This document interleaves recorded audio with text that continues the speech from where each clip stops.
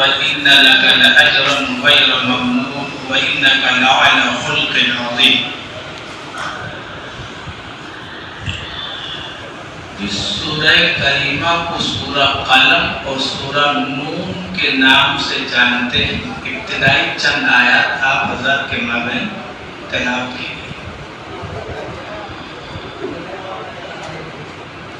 مقطعات حروف میں سے نون کا تذکرہ یا ذکر کے ساتھ سورہ کریمہ کا آغاز کیا گیا۔ نون والقلم وما یسطرون، نون قسم ہے قلم کی اور اس چیز کی جسے لکھتے ہیں۔ رب العزت نے اپنی مخلوقات میں سے ایک اہم مخلوق قلم کا تذکرہ کیا، یعنی قلم کسی نہ کسی ناحیے سے، کسی نہ کسی زاویے سے اہمیت کے حامل ہوتی ہے۔ اگر رب کا قلم چل جائے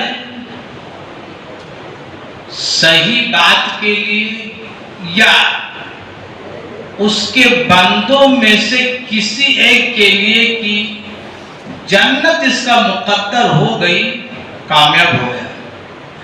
لیکن اگر وہی قلم بندوں کے اس زاویے کی طرف حرکت کرنے کی طرف آمادگی کا اظہار قلم کا کر دیا جائے تو انسان نامراد ہو جائے گا، یعنی مقدر جہنم ہو جائے گا۔ یہ رب کے قلم کی بات ہے۔ اگر ہم دنیاوی قلم کی بات کریں جس سے ہم اور آپ لکھتے اور پڑھتے ہیں، اس کی بھی ایک اپنی اہمیت ہے، اور اہمیت کا اندازہ انسان کو اس وقت ہوتا ہے کہ جب اسی قلم کے ذریعے کوئی اچھا کارنامہ انجام دیتا ہے تو کہا جا سکتا ہے کہ اس نے اپنی زندگی کا ایک نچوڑ نوکے قلم کیا اور عوام الناس کے ساتھ اس چیز کو اس نے ظاہر کر دیا جو رب العزت نے اس کے اندر ملکہ دے رکھا تھا۔ اور اگر اسی قلم کو انسان کے کردار بد کے لیے استعمال کیا جائے تو دنیا میں اس کی زندگی بھی اجیرن بن جاتی ہے۔ ہم میں سے اکثر نے اس بات کو محسوس بھی کیا ہوگا۔ 2020 پون جلاد خود کہتا ہے، اس سے جب انٹرویو لیا گیا، میرٹھ ہی کا رہنے والا ہے جس نے نربھیا کیس میں پھانسی دی تھی، اس سے پوچھا گیا کہ یہ قلم جس سے ان کے گناہ کو لکھ دیا گیا، کیا وہ قلم بعد میں رکھا جاتا ہے؟ اس نے کہا رکھا تو جاتا ہے لیکن اس کی نوک یعنی نب توڑ دی جاتی ہے۔ پوچھا گیا کیوں؟ کہا اس لیے توڑ دی جاتی ہے تاکہ اب اس قلم سے کسی کے اتنے بڑے گناہ کو نہ لکھا جائے اور انسان اتنا بڑا گناہ انجام نہ دے کہ یہ قلم اس کے زندگی کا وہ حصہ بن جائے کہ اس کے پھانسی کا وقت قریب آ گئے۔ تو یہ پون نے بتایا، نکتہ نکلا کہ رب کا قلم اگر چل جائے انسان کے بہتری کے لیے تو جنت، رب کا قلم انسان کے بد کرداری کو چل جائے تو جہنم، دنیا میں بھی اگر انسانی قلم انسان کے خلاف چل جائے تو دنیا بھی اجیرن بن جائے۔ رب العزت نے بیان فرمایا کہ ہمارے نبی کا مقام کیا، قسم کھائی قلم کی اور بیان کیا کہ نبی کا مقام کیا ہے۔ رب العزت سے بہتر تعریف نبی کی کسی نے نہیں کی۔ نعت خواہ اس دور میں یعنی نبی کے دور میں اور آج تک اور قیامت تک پیدا ہوتے رہیں گے، نبی کی تعریف میں قلم ان کی چلتی رہے گی، وہ نبی کی تعریف میں مصرے کہتے رہیں گے، لیکن نبی کی تعریف جو رب نے بیان کی کسی نے بیان نہیں کی۔ اور ایک سوال کے جواب میں بیان فرمایا کہ نون والقلم وما یسطرون ما انت بنعمت ربک بمجنون۔ یہ اس وقت رب العزت نے آپ کو متنبہ کیا کہ یہ کفار اور مشرکین آپ کو مجنون کہا کرتے تھے، پاگل۔ پاگل کہنے والا انسان جس کو پاگل کہا جا رہا ہو وہ ہوگا کیسا؟ لازم سی بات ہے کہ نبی کریم صلی اللہ علیہ وسلم کو پاگل کہا گیا، جادوگر کہا گیا، ساحر کہا گیا، دیوانہ کہا گیا، جتنے القابات برے تھے نبی پر تھوپ دیے گئے۔ اللہ رب العزت نے بیان فرمایا ما انت بنعمت ربک بمجنون وانک لعلی خلق عظیم، کہ یہ کفار آپ کو مجنون کہتے ہیں لیکن آپ مجنون نہیں، آپ تو اخلاق عظیمہ کے مالک ہیں۔ اخلاق عظیمہ کیسے بولتے؟ اخلاق کی بھی تین قسمیں ہوتی ہیں، ایک ہوتا ہے اخلاق کریمانہ، ایک ہوتا ہے اخلاق حسنہ، ایک ہوتا ہے اخلاق عظیمہ۔ تین۔ اللہ رب العزت نے نبی کے لیے اخلاق کریمانہ کا لفظ استعمال نہیں کیا، اخلاق حسنہ کا لفظ استعمال نہیں کیا، اخلاق عظیمہ کا استعمال کیا۔ حضرت علی رضی اللہ تعالیٰ عنہ نے بیان فرمایا کہ اخلاق عظیمہ کیا چیز ہے؟ کہا اخلاق عظیمہ یہ ادب القرآن، ہوا ادب القرآن، کہ وہ قرآن کے اعتبار سے باادب تھے۔ جناب محمد رسول اللہ صلی اللہ علیہ وسلم شاعر نے جو ترجمہ نے کی کہ تیرا وجود مقدس کمال پاکیزہ، تیرا وجود مقدس کمال پاکیزہ، تیرا جمال منزہ جلال پاکیزہ۔ جناب محمد رسول اللہ صلی اللہ علیہ وسلم کو اخلاق عظیمہ سے جوڑا گیا۔ حضرت علی رضی اللہ تعالیٰ عنہ نے خود حدیث کی اس آیت کریمہ کی تفسیر کی۔ اما عائشہ رضی اللہ تعالیٰ عنہ کے پاس لوگ آئے اور کہا کہ اما عائشہ یہ بتائے رضی اللہ عنہ نبی کے اخلاق کیا تھے، کیا تھے، کیسے تھے؟ کہا قرآن نہیں پڑھے، کہا قرآن نہیں پڑھے، کہا پڑھے، کہا کان خلقہ القرآن، آپ کا اخلاق قرآن تھا، یعنی جو قرآن ہم اور آپ اپنے گھروں میں رکھتے پڑھتے، یہ دو دفتیوں کے بیچ کا قرآن ہے، اور اگر چلتا پھرتا قرآن دیکھنا ہو تو جناب محمد رسول اللہ صلی اللہ علیہ وسلم کو دیکھ لو، جو مکہ کی گلیوں میں گھوما کرتے تھے، مدینہ کے گلیوں میں گھوما کرتے تھے، اوپاس جنہیں مجنون کہا کرتے تھے، کفار جن پر طنز کرتے ہوئے دیوانہ کہا کرتے تھے، رب العزت نے بیان فرمایا دیوانہ کہنے والا بااخلاق نہیں ہو سکتا، اور جو بااخلاق ہو وہ دیوانہ نہیں ہو سکتا۔ جی یہ نکتہ ہے، اس لیے کہ جو جتنا ہی اخلاق کے سانچے میں ڈھل جائے اور وہ بھی اخلاق عظیمہ کے سانچے میں ڈھل جائے، وہ مجنون دنیا کی کوئی کتاب اسے لکھ کر نہیں دے سکتی۔ اور رب العزت نے جناب محمد رسول اللہ صلی اللہ علیہ وسلم کا دفاع کرتے ہوئے کہا کہ جو ذات اخلاق کے سب سے بلند پائے پر ہو اسے مجنون کہنا حماقت ہے، اور جو مجنون کہتے ہیں وہ ذرا غور کرے کہ وہ حقیقت میں بااخلاق ہے ہی نہیں، کیونکہ یہ دیوانگی سب پہ سوار ہو جائے، انسان کے اندر حقد اور بغض آ جائے تو وہ انسان بااخلاق نہیں ہو سکتا، وہ اور ڈھول ہی بکتا ہے۔ جی رب العزت نے اسی سورہ کریمہ میں چل کر کے ایک واقعے کی طرف اشارہ کیا، کہ اِنَّا بَلَوْنَاهُمْ كَمَا بَلَوْنَا أَصْحَابَ الْجَنَّةِ، کہ ہم نے انہیں آزمایا جیسا کہ باغ والوں کو آزمایا تھا۔ یہ جو باغ یمن میں باغ تھا اس کا مالک اچھا انسان، اس پر کئی نقطے نکلیں گے انشاءاللہ۔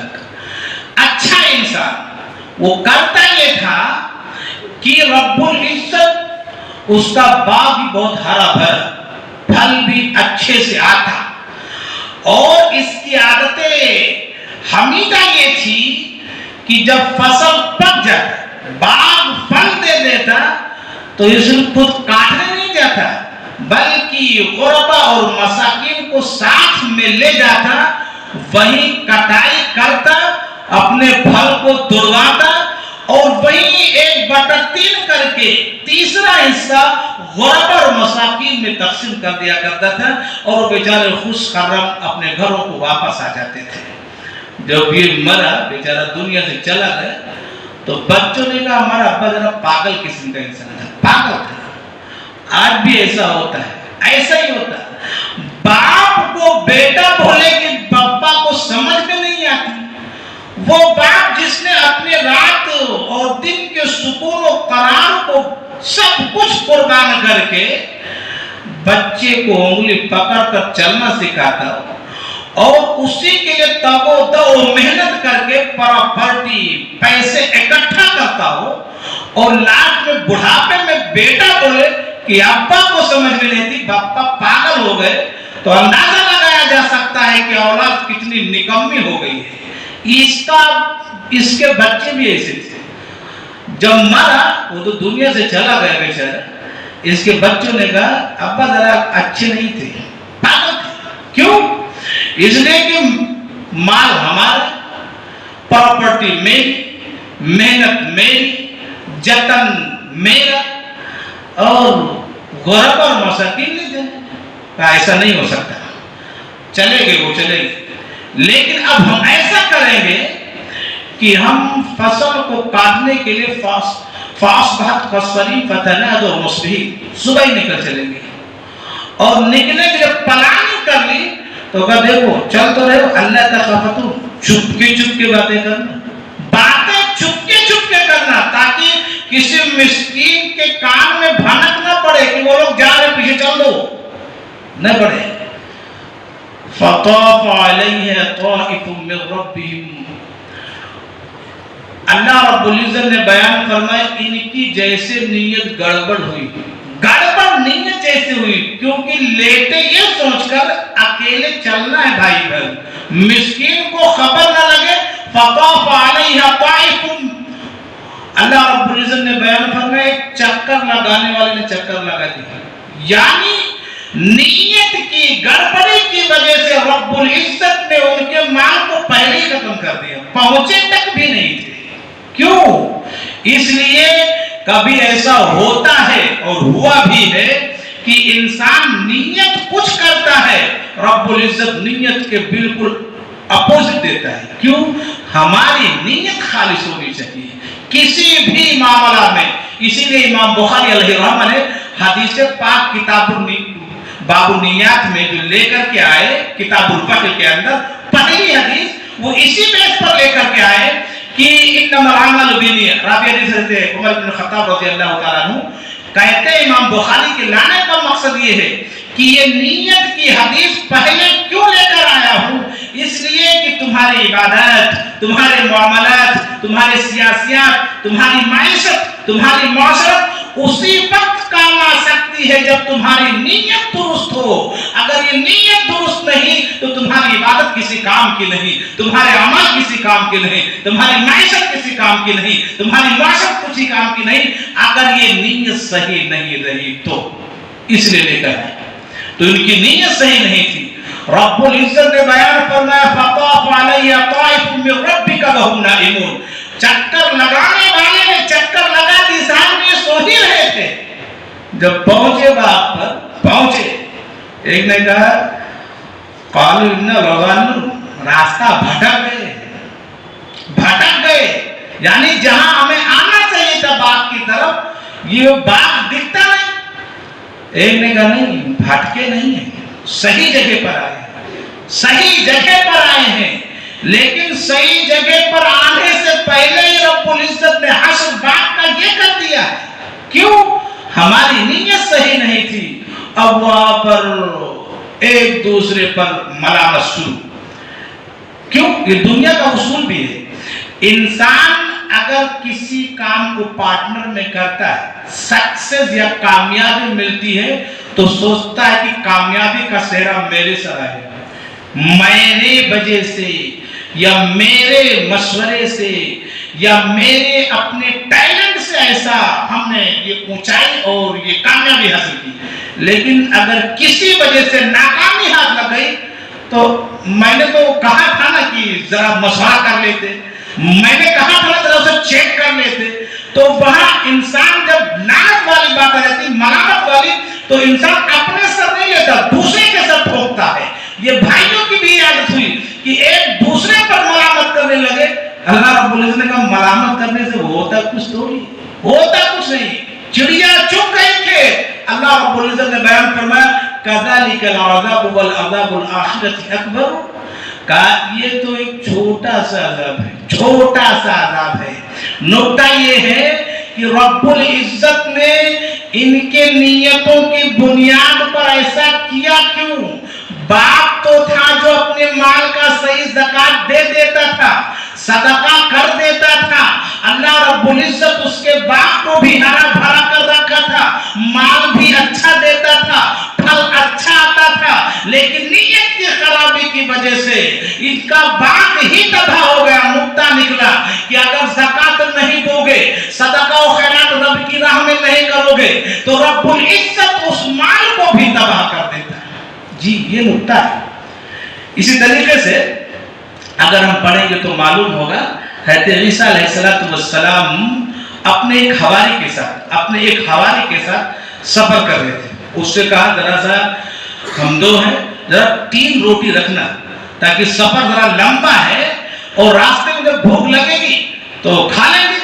اس نے کہا ٹھیک ہے، ٹفن لگا لی۔ جب راستے چلتے ہوئے نہر کے بعد پہنچے تو کہا بیٹھو کھانا کھا لیتے۔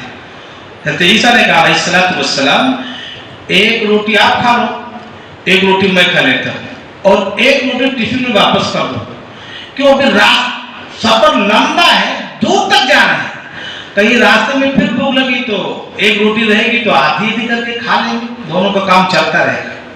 جو ساتھ میں حواری تھا اس نے آجو بازو دیکھا اور عیسیٰ نے تو ایک ہی کھایا علیہ السلام، اس نے دونوں کھا لی۔ اب وہاں سے جب آگے بڑھے تو پھر کہا کہ بھائی ایک ٹفن والی روٹی جو تھی وہ آدھا کھا لیتے۔ تو حواری بولتا کہ وہ روٹی صاحب ایسا جب ہم لوگ کھا رہے تھے تو نہر کے کنارے سے کتا گزرا روٹی کھا کے بھاگ گیا۔ اللہ رب العزت نے معجزہ دیا تھا عیسیٰ کو علیہ السلام، کیا کھا کر آئے ہو، کیا ذخیرہ تمہارے گھر میں ہے، وہ بتا دیا کرتے تھے، معجزہ تھا عیسیٰ علیہ السلام۔ وہ مسکرائے، معجزہ تو تھا ہی کہ کون سا کتا کھایا، کون سا پیٹو کھا گیا، دیکھ۔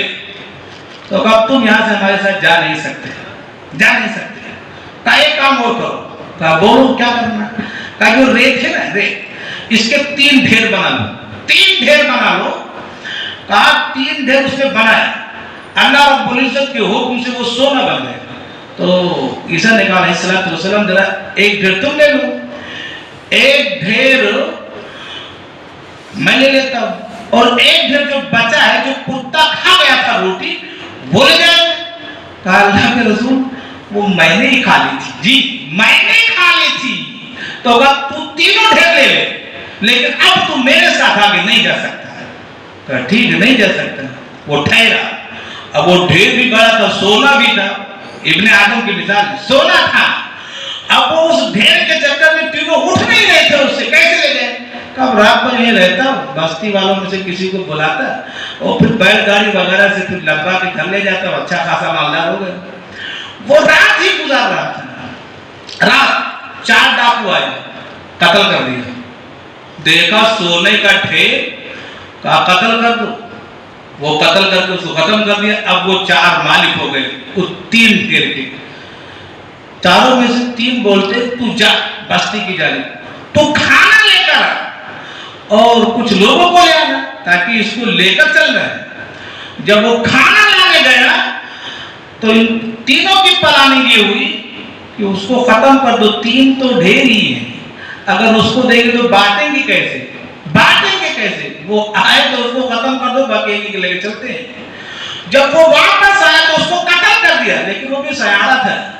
اس نے کیا کیا؟ اس نے تینوں میں پوائزن ڈال دی تھی، کھانے میں زہر ڈال دیا تھا، وہ تو مرا، قتل کر دیا گیا، اور یہ تینوں کھانا زہر والا کھا کر مر گئے۔ عیسیٰ علیہ السلام جب ریٹرن واپس آئے، دیکھا کہ یہ نیت کی خرابی یہی ہے، کہ نیت کی خرابی یہی ہے کہ ایک نیت کی خرابی نے 5 انسانوں کے مرنے کا سبب بن گیا۔ اگر ان کی نیت خراب نہ ہوتی تو انہیں اپنے جان کو گنوانا نہ پڑتا۔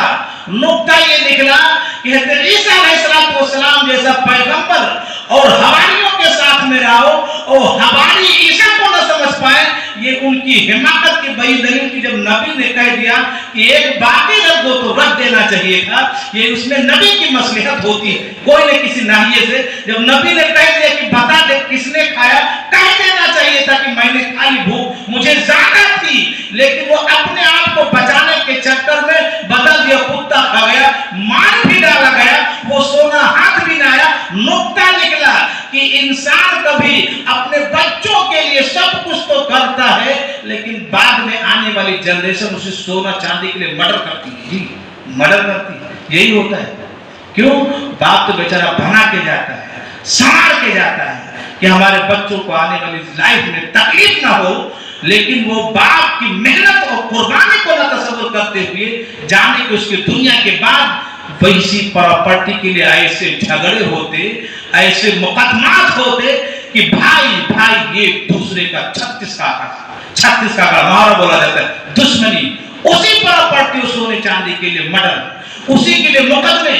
یعنی خود باپ کی بنائی ہوئی گاڑی محنت کو انسان دوسروں کے حوالے کر دے، اس سے زیادہ احمق اور بیوقوف انسان نہیں ہو سکتا۔ نقطہ اور تاثر یہ دیا گیا ہے کہ مسلمانوں اپنے آپس میں متحد اور اپنے تھوڑے سے مال پر قناعت کرتے ہوئے رب العزت کے راہ میں خرچ کرتے رہو، تاکہ یہ مال تمہارے ہلاکت کا سبب نہ بن جائے۔ انہی کلمات پر اتفاق کرتا ہوں، ان دعائیہ کلمات کے ساتھ کہ اللہ رب العزت ہم تمام مسلمانوں کو کتاب و سنت کے مطابق عمل کی توفیق دے، آمین۔